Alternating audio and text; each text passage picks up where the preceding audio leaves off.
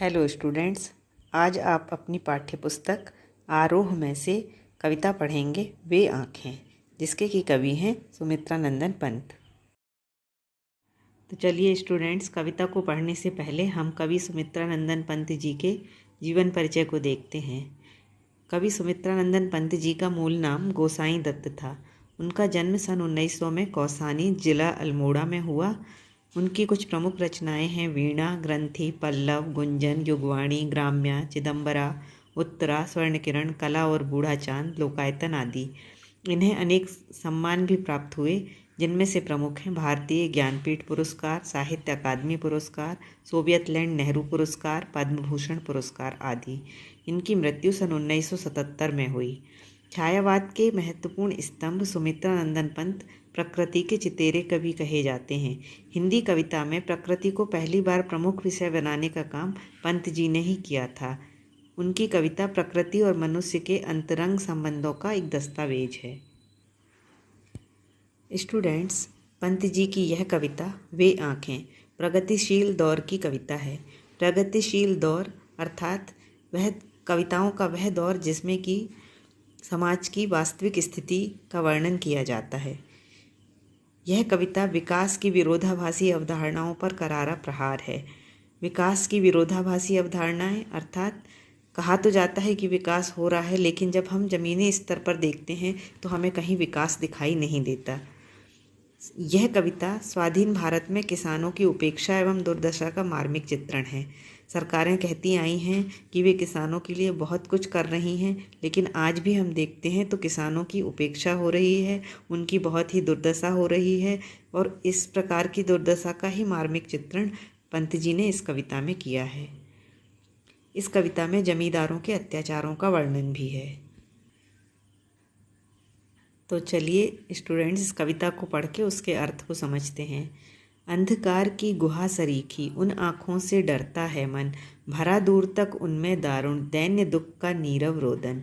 वह स्वाधीन किसान रहा, अभिमान भरा आँखों में इसका, छोड़ उसे मझधार आज संसार कगार सदृश बह खिसका। यहाँ कवि किसान की आँखों का वर्णन करते हुए कहते हैं कि उसकी आँखें अंधेरी गुफा जैसी हैं, जिनमें दूर दूर तक गरीबी और दुख दिखाई देता है। किसान की ऐसी आँखें कवि को भयभीत करती हैं। आगे कवि कहते हैं कि किसान हमेशा से ऐसा नहीं था।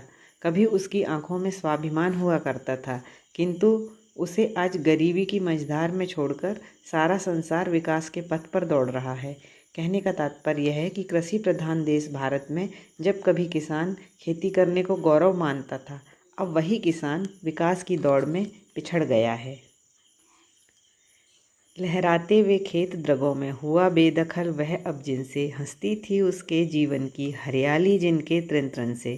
आँखों ही में घूमा करता वह उसकी आँखों का तारा, कारकुनों की लाठी से जो गया जवानी ही में मारा।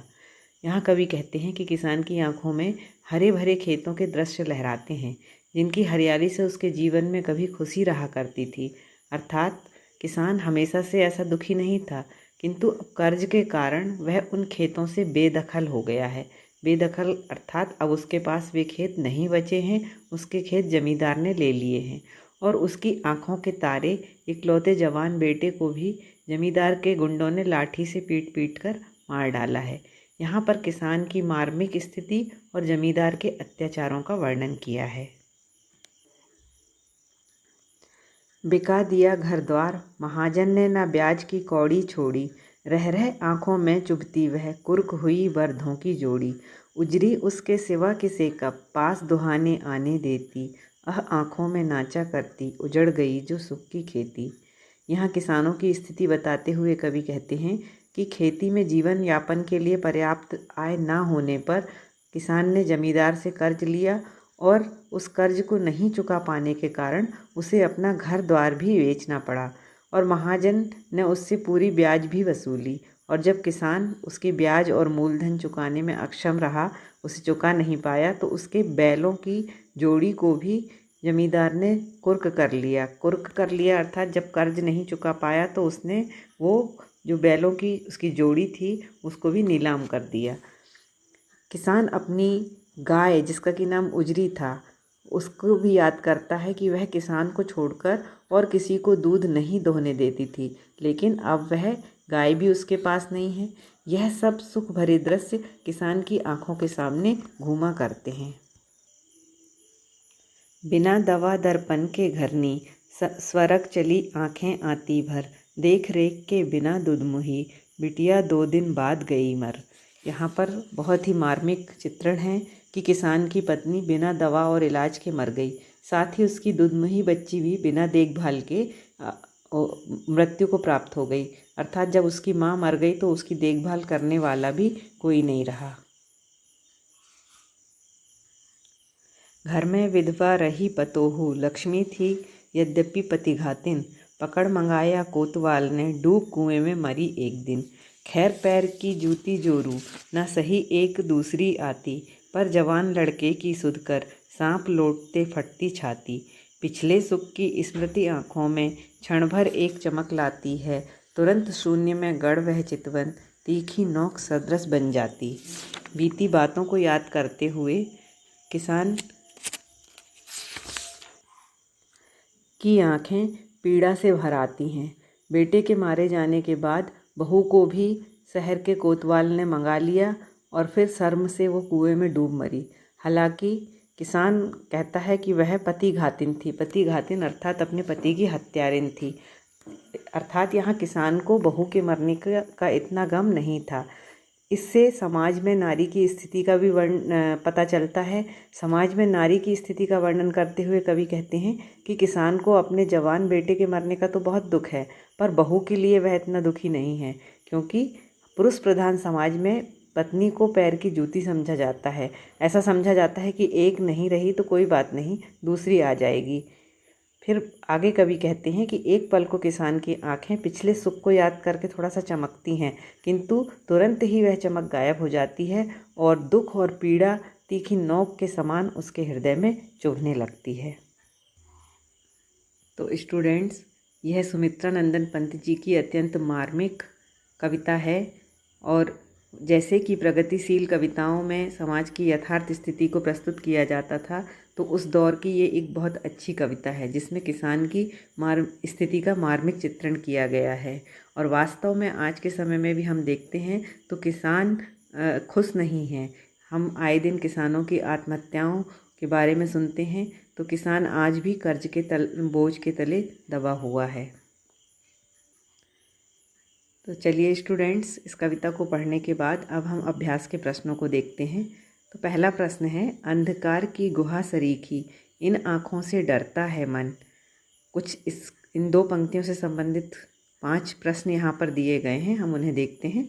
आम तौर पर हमें डर किन बातों से लगता है? तो आम तौर पर हमें डर उन बातों से लगता है कि जो हमारे लिए, हमारे जीवन के लिए बुरी होती हैं या हमारे लिए कष्टदायी होती हैं या हमें दुख पहुंचाती हैं। अगला प्रश्न है, उन आँखों से किसकी ओर संकेत किया गया है? तो उन आँखों से किसान की आँखों के ओर संकेत किया गया है जिनमें निराशा और हताशा है। कवि को उन आँखों से डर क्यों लगता है? कवि को उन आँखों से डर इसलिए लगता है कि उनमें निराशा का भाव है और निराशा का भाव विकास और प्रगति के पथ में बाधक है। अगला प्रश्न है, डरते हुए भी कवि ने उस किसान की आँखों की पीड़ा का वर्णन क्यों किया है?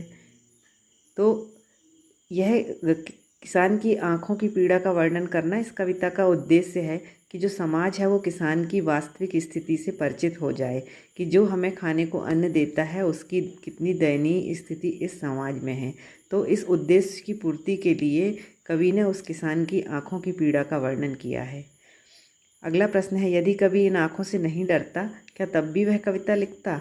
तो स्टूडेंट्स, यदि कवि इन आँखों से नहीं डरता तब वह यह कविता नहीं लिखता, क्योंकि इस कविता का मूल उद्देश्य ही है कि उन आँखों के डर को समाज को दिखाना, अर्थात समाज को किसान की वास्तविक स्थिति से परिचित कराना।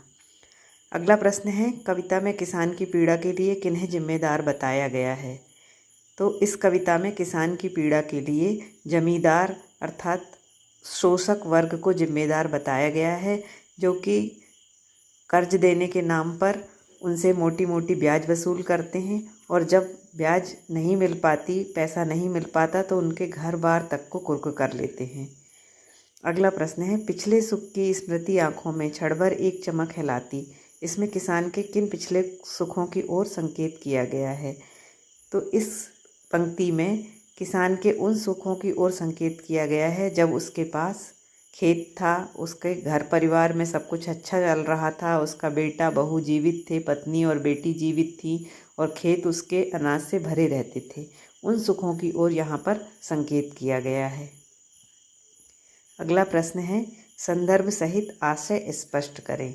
उजरी उसके सिवा किसे कब पास दुहाने आने देती। तो स्टूडेंट, जब किसान अपने बीते हुए दिनों को याद करता है तो वह याद करता है कि उसकी गाय उजरी दूध दुहने के लिए किसी को भी अपने पास नहीं आने देती थी और अब वही गाय उसके पास नहीं है तो उसके दिन कैसे बीत रहे होंगे। घर में विधवा रही पतोहू, लक्ष्मी थी यद्यपि पति घातिन। वह यहाँ पर अपनी विधवा बहू का वर्णन किया है। जवान बेटे को तो जमींदार के गुंडों ने लाठी से पीट पीट कर मार डाला है और किसान की नज़रों में जो उसकी बहू है वह पति घातिन यानी पति की हत्यारिन है। पिछले सुख की स्मृति आँखों में क्षण भर एक चमक है लाती। तुरंत शून्य में गढ़ वह चितवंती की नोक सदृश बन जाती। इन पंक्तियों में कवि बताते हैं कि जो पिछले सुखों को याद करके किसान की आंखों में क्षण भर के लिए चमक तो आती है, किंतु वह चमक थोड़ी ही देर में, पल भर में ही गायब हो जाती है और फिर से वही निराशा और हताशा उसके हृदय में चुभने लगती है। घर में विधवा रही पतोहू खैर, पैर की जूती जोरू एक न सही दूजी आती। इन पंक्तियों को ध्यान में रखते हुए वर्तमान समाज और स्त्री विषय पर एक लेख लिखें। तो स्टूडेंट्स, वर्तमान समाज में नारी की क्या स्थिति है, इस विषय पर एक लेख लिखने की कोशिश करें। स्टूडेंट्स, अगर पाठ आपको समझ में आया है तो वीडियो को लाइक करें और मेरे चैनल को सब्सक्राइब करें और अधिक जानकारी के लिए आप कमेंट बॉक्स में कमेंट भी कर सकते हैं। धन्यवाद।